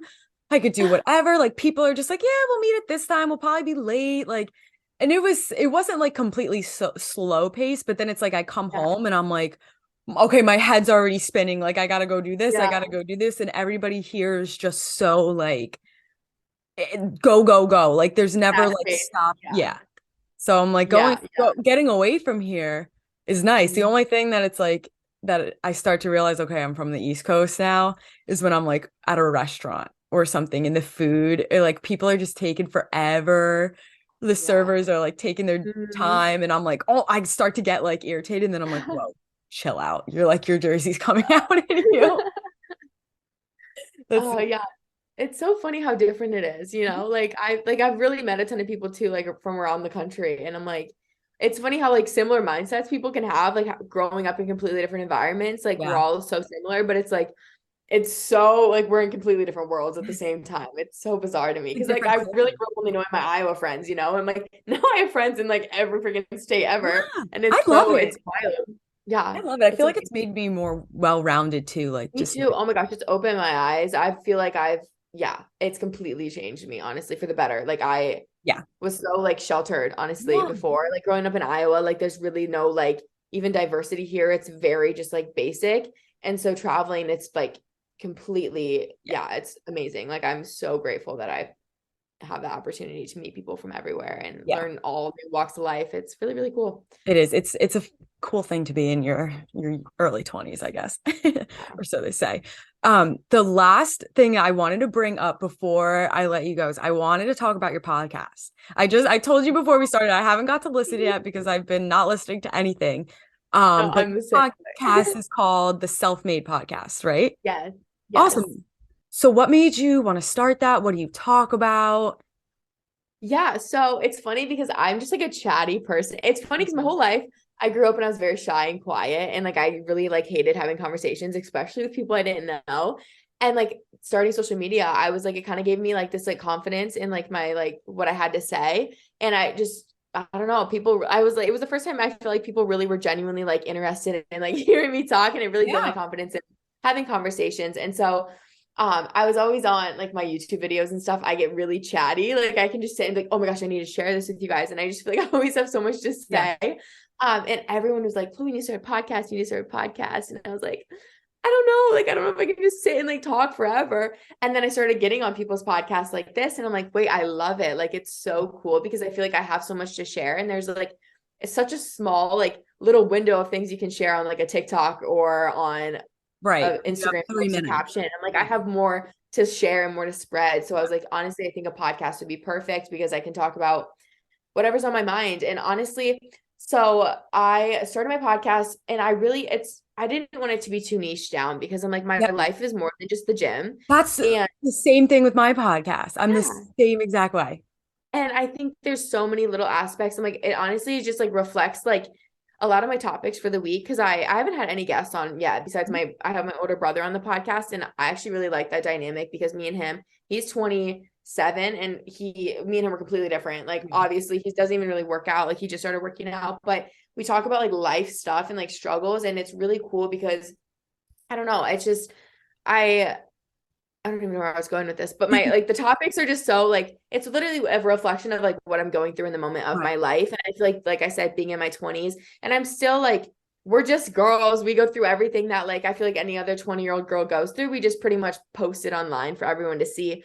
But I think it's been such a cool thing because I feel like I was telling my mom and my like best friend, I'm like, I feel like my podcast has actually given me like I feel like I actually have like a passion and like a purpose to like share and connect. I'm like, I've never felt more connected with my followers in my entire life. Like, cause it's like things that I went through myself and I've struggled with and I've actually wholeheartedly like experienced. And I like, it's crazy to hear that people have had like such similar experiences. Like, it's bizarre. It's like, well, you went through that exact same thing.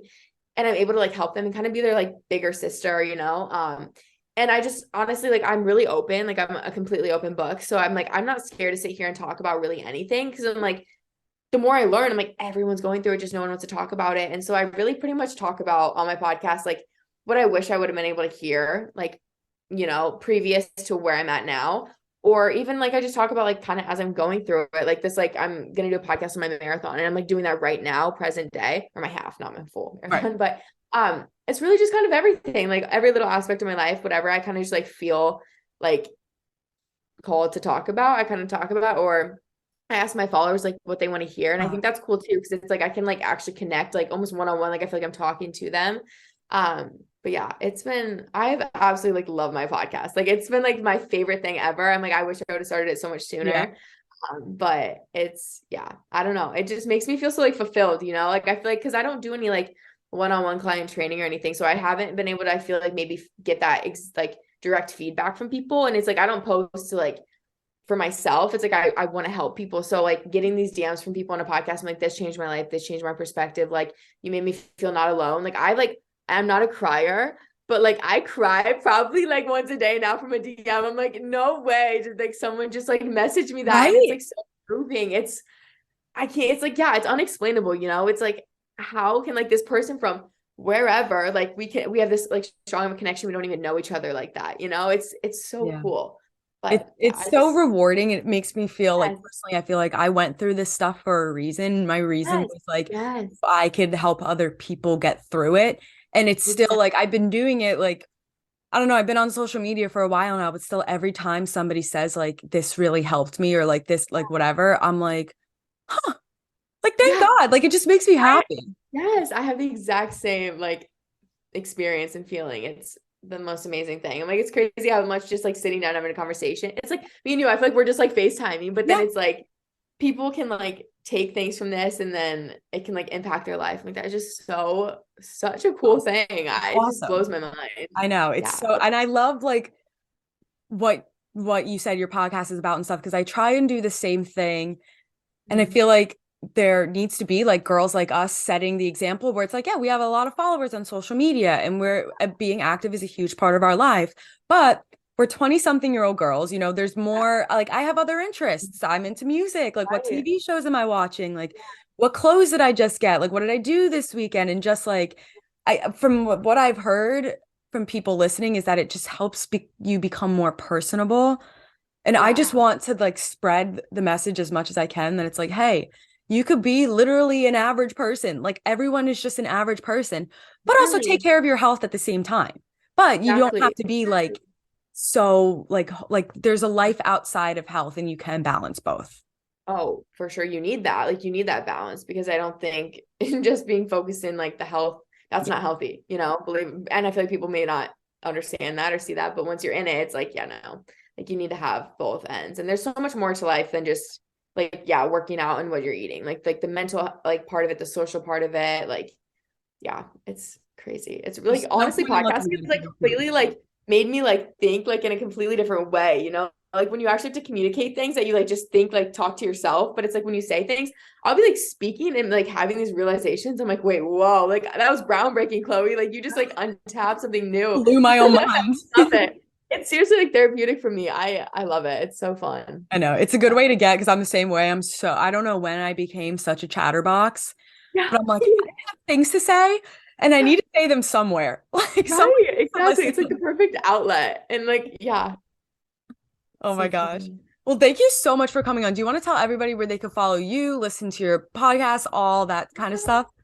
So I am Chloe Trca on Instagram, TikTok, and YouTube. So it's CHLOETRCA. My last name's very odd. And then my podcast is the Self Made Podcast. So I have an Instagram for that, and then it's available on like all streaming, probably everywhere yours is available. Yeah, Mine is too. everywhere. Just all of them. Yes. Awesome. Well, thank you so much for coming on, Chloe. Yes, thank you for having me. This was so fun. All right, guys. Well, that pretty much wraps up this week's episode of Confessions of a Gym Rat. Subscribe on YouTube at Liz with Liz so you can watch the whole podcast.